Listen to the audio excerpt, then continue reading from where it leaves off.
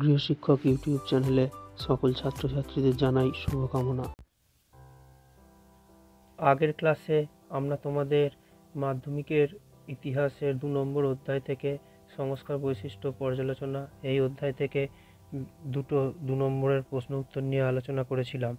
আজ আমরা তোমাদের এই অধ্যায় থেকে আরও কিছু 2 নম্বরের গুরুত্বপূর্ণ প্রশ্ন উত্তর নিয়ে আলোচনা করব।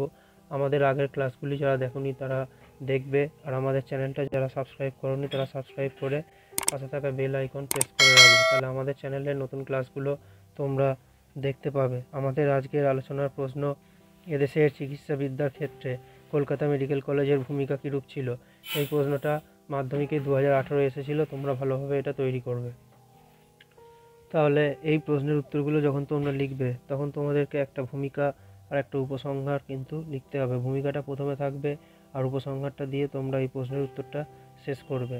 আর এখানে আর একটা কথা, উত্তরগুলো কিন্তু তোমাদেরকে 7-8টা বাক্যে লিখতে হবে, খুব বেশি বড় উত্তর কিন্তু এখানে লিখবে না, আর উত্তরের ভাষা হবে খুব সহজ। ঠিক আছে, তাহলে এখানে মেডিকেল কলেজের ভূমিকা এটা বলেছে। তাহলে এই মেডিকেল কলেজ কত সালে তৈরি হয়েছিল? 1835 সালে। ঠিক আছে, আর এই মেডিকেল কলেজ এবার এরা কিভাবে এখানে কি করা হতো, এখানে কিন্তু এই পাশ্চাত্য শিক্ষায় কিন্তু এখানে চিকিৎসা ব্যবস্থাটা কিন্তু তৈরি হয়েছিল। ঠিক আছে, মানে ইংল্যান্ডের মতো এখানে কিন্তু চিকিৎসা ব্যবস্থা এখানে কিন্তু শুরু হয়েছিল। ঠিক আছে, আর এর অধ্যক্ষ ছিলেন এমজে বামলি, তাই তিনিও একজন মানে ইংল্যান্ডেরই মানুষ ছিলেন, ইংরেজ ছিলেন। ঠিক আছে, আর এখানে যে পড়াশোনা হতো আর এখান থেকে ছাত্ররা যেভাবে ভালো ডাক্তার কিছু তৈরি হয়েছিল তার এটাও এখানে বলতে হবে। আর এই মেডিকেল কলেজেই আমাদের মধুসূদন গুপ্ত যে সব ব্যবচ্ছেদ করেছিলেন এটাও এখানে বলতে হবে। এইভাবে এটা বললে উত্তরটা কিন্তু হয়ে যাবে। আর উপসংহারে একটু তোমরা কিছু লিখে উত্তরটা তোমরা শেষ করবে। ঠিক আছে, আর এরপরে যে প্রশ্নটা আছে, নীলদর্পণ নাটকে 19 শতকে বাংলা সমাজের কিরূপ প্রতিফলন পাওয়া যায়। এই প্রশ্নটা এটা হচ্ছে যে একদম এই 2 নম্বর অধ্যায়ের প্রথম দিকেই আছে। এটা ওই সাহিত্য, তারপরে সংবাদপত্র, সাময়িক পত্রে যে প্রতিফলন সেইটা।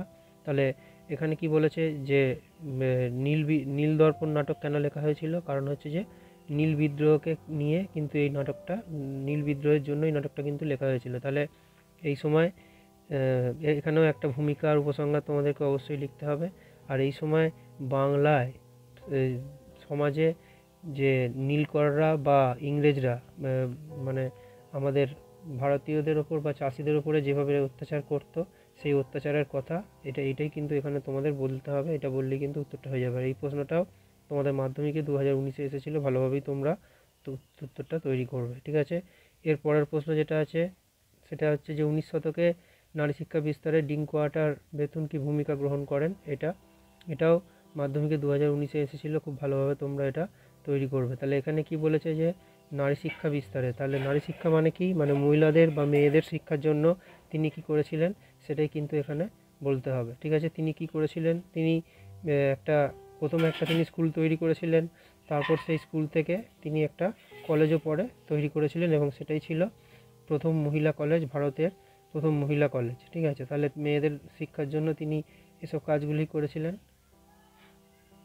আর বেতুন মেয়েদের শিক্ষার জন্য যে স্কুল তৈরি করেছিলেন সেই স্কুলে কে পড়াতেন? বিদ্যাসাগর, ঈশ্বরচন্দ্র বিদ্যাসাগর কিন্তু সেই স্কুলে তিনি পড়াতেন। ঠিক আছে, এটাও একটা বলতে হবে। তাহলে সেই যুগে মেয়েদের শিক্ষার জন্য তার এই যে ভূমিকা, এটাকে কিন্তু অবশ্যই একটা গুরুত্বপূর্ণ ছিল।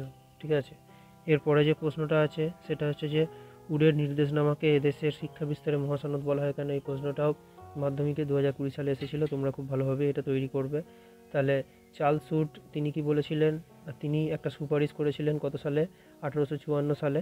এখানেও তোমরা ভূমিকা উপসংহার দিয়ে উত্তরগুলো লিখবে। ঠিক আছে, তাহলে আর তিনি কি বলেছিলেন?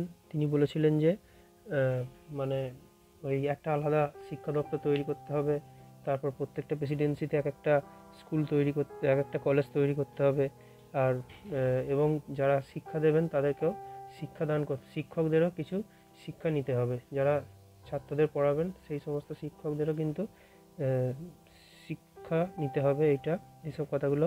এবং তার এই সুপারিশ মেনেই পরবর্তীকালে কিন্তু একটা সব কিছুই তৈরি হয়েছিল। সেই জন্যই এটাকে কি বলে, সেই জন্যই উডের এই ডিসপ্যাচ বা নির্দেশনামাকে মহাসনদ বলা হয়। ঠিক আছে, এইভাবেই তোমাদেরকে উত্তরগুলো লিখতে হবে। আচ্ছা, আর এর পরের প্রশ্ন যেটা আছে সেটা হচ্ছে যে শ্রীরামকৃষ্ণের সর্বধর্ম সমন্বয়ের আদর্শ ব্যাখ্যা করো। এই প্রশ্নটাও তোমাদের মাধ্যমিকে 2020 সালে এসেছিল, এটাও তোমরা ভালোভাবে তৈরি করবে। ঠিক আছে, তাহলে শ্রীরামকৃষ্ণের সর্বধর্ম সমন্বয়, তিনি ধর্ম নিয়ে কি বলেছিলেন এর এখানেও একটা ভূমিকা উপসংহার অবশ্যই তোমাদেরকে লিখতে হবে। আর তিনি কি বলেছিলেন, তিনি বলেছিলেন যে মানুষের মধ্যে ঈশ্বর থাকে, তাহলে মানুষের সেবা করাই হচ্ছে ঈশ্বরের সেবা করা, এই কথাটা তিনি বলেছিলেন। আর তিনি কোনো ধর্মকেই ছোট করে দেখতেন না, তার কাছে সব ধর্মই ছিল সমান। তিনি বলেছিলেন যে যত মত তত পথ। ঠিক আছে, এখানেও ভূমিকা উপসংহারটা লিখবে, এইভাবেই উত্তরগুলো লিখবে। আর আমাদের ক্লাস কেমন লাগছে সেটা তোমরা কমেন্টে অবশ্যই জানাবে, আর আমাদের এই ক্লাসগুলো তোমরা অবশ্যই বন্ধুদের মধ্যে শেয়ার করবে। তাহলে 19 শতকে নারী শিক্ষা বিস্তারে রাজা রাধাকান্ত দেব কী ভূমিকা গ্রহণ করেন, এটাই প্রশ্ন। ঠিক আছে, তাহলে এটা কিন্তু প্রশ্নটা মাধ্যমিকে 2022-এ এসেছিলো। এই প্রশ্নের উত্তরটাও তোমরা ভালোভাবে তৈরি করবে। তিনি কি করেছিলেন, তিনি হচ্ছেন যে মেয়েদের শিক্ষার তিনি অনেক সাহায্য করেছিলেন। নিজের বাড়িতে তিনি ফিমেল জুভেনাইল সোসাইটি তৈরি করেছিলেন। এখানে তিনি ছাত্রীদের পরীক্ষার ব্যবস্থা করতেন, আর মেয়েরা যাতে ইংরেজি শিখতেও পারে তার জন্য তিনি অনেক কিছু করেছিলেন। আর এছাড়া তিনি মেয়েরা যাতে পড়াশোনা করতে পারে তার জন্য গৌরমোহন বিদ্যালঙ্কারের স্ত্রী শিক্ষা বিধায়ক নামে একটি পুস্তিকা তিনি প্রকাশ করেছিলেন। ঠিক আছে, আর এখানে মেয়েদের কেন শিক্ষার প্রয়োজন সে বিষয়ে অনেক কিছু কথা লেখা ছিল। ঠিক আছে, এগুলো বললেই হবে। আর একটা ভূমিকা লিখবে, আর একটা উপসংহার লিখবে, লিখে এই উত্তরগুলো তোমরা এভাবেই তৈরি করবে, পরীক্ষায় লিখবে। ঠিক আছে, আর এরপরে হচ্ছে যে প্রশ্নটা আছে, লর্ড মেগলেকে কি এদেশে পাশ্চাত্য শিক্ষা বিস্তারের প্রবর্তক বলা যায়, এটাও মাধ্যমিকে 2022-এ এসেছিলো, ভালোভাবেই তোমরা এটা তৈরি করবে। তাহলে মেগলে 1835 সালে কি করেছিলেন, মেগলে মিনিট নামে একটি প্রতিবেদন তিনি করেছিলেন। সেখানে কি বলা হয়েছিল, সেখানে বলা হয়েছিল যে মানে পাশ্চাত্য শিক্ষার পক্ষে তিনি কিছু পাশ্চাত্য শিক্ষা তিনি চালু করতে চেয়েছিলেন, এটাই হচ্ছে যে মেগলে মিনিট। ঠিক আছে, আর মেগলে মিনিটে তিনি কি বলেছিলেন যে পাশ্চাত্য শিক্ষা ছাড়া ভারতীয়দের পাশ্চাত্য শিক্ষা অবশ্যই চালু করতে হবে, আর পাশ্চাত্য শিক্ষা প্রাচ্য যে শিক্ষা তার থেকে অনেক বেশি উন্নত, এই কথাটা। আর তিনি এখানে আরেকটা কথাও বলেছিলেন যে চুঁইয়ে পড়া শিক্ষানীতি, এটাও তিনি বলেছিলেন যে শিক্ষাটা আগে উচ্চ শ্রেণীর মানুষের মধ্যে ছড়িয়ে যাবে, তারপর সেটা আস্তে আস্তে নিম্ন শ্রেণীর মানুষদের মধ্যে ছড়িয়ে পড়বে, এই কথাগুলো। আর এখানেও একটা উপসংহার অবশ্যই তোমাদের লিখতে হবে। ঠিক আছে, এরপরে যেটা আছে যে 19 শতকে পাশ্চাত্য শিক্ষা বিস্তারে রাজা রামমোহন রায়ের ভূমিকা মূল্যায়ন করো, এই প্রশ্নটা। রাজা রামমোহন রায় পাশ্চাত্য শিক্ষা নিয়ে কি করেছিলেন সেগুলোই কিন্তু এখানে তোমাদেরকে বলতে হবে। ঠিক আছে, কি করেছিলেন তিনি,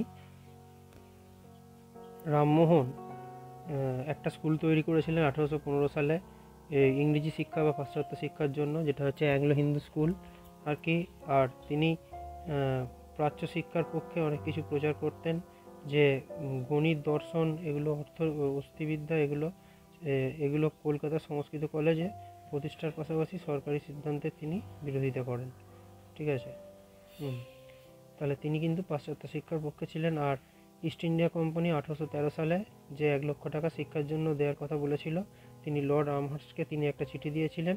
আর এখানে তিনি বলেছিলেন যে এই টাকাটা যেন আধুনিক বিজ্ঞান ও ইংরেজি শিক্ষার জন্যই খরচ করা হয়। ঠিক আছে, আর বেদান্ত কলেজ তিনি প্রতিষ্ঠা করেছিলেন শিক্ষার্থীদের মন থেকে কুসংস্কার, মূর্তি পূজা এগুলোকে দূর করার জন্য। এভাবে ভূমিকা উপসংহার দিয়ে উত্তরটা তোমরা তৈরি করে নেবে। ঠিক আছে, আর এর পরের প্রশ্ন যেটা আছে যে ধর্ম সংস্কার রূপে ব্রাহ্ম আন্দোলনের মূল্যায়ন করো, এই প্রশ্নটাও মাধ্যমিকে 2023-এ এসেছিলো, তোমরা ভালোভাবে এটা তৈরি করবে। আর এর পরের প্রশ্ন 19 শতকে বাংলার নারী সমাজের বিকাশে বামাবোধিনী পত্রিকার ভূমিকা বিশ্লেষণ করো, এটা 2024-এ এসেছিলো। তার মানে বামাবোধিনী পত্রিকা সেই সময় 19 শতকে বামাবোধিনী পত্রিকায় মেয়েদের নিয়ে বিভিন্ন রকম লেখা প্রকাশিত হতো। মানে মেয়েরা সব কাগজে তো অন্যান্য বিষয়েও আলোচনা থাকতো, কিন্তু এই বামা বোধিনীতে বামা মানে কি নারী, ঠিক আছে। তাহলে এখানে মেয়েরা কিভাবে সব দিকে এগিয়ে যেতে পারে বা কিভাবে তারা শিক্ষা, সমাজ, অর্থনীতি বা অন্যান্য কাজে কিভাবে তারা এগিয়ে যেতে পারে, তারা কিভাবে স্বাধীনভাবে জীবন কাটাতে পারে, এই বিষয়গুলো নিয়েই এখানে আলোচনা করা হতো। এটাকে প্রকাশ করেছিলেন, এটা উমেশচন্দ্র দত্ত এটা প্রকাশ করেছিলেন, ঠিক আছে। এটাও তোমরা ভূমিকা উপসংহার দিয়ে তৈরি করবে। আর পরের ক্লাসে আমরা তোমাদের আরও কিছু গুরুত্বপূর্ণ 4 নম্বরের প্রশ্ন উত্তর নিয়ে আলোচনা করব।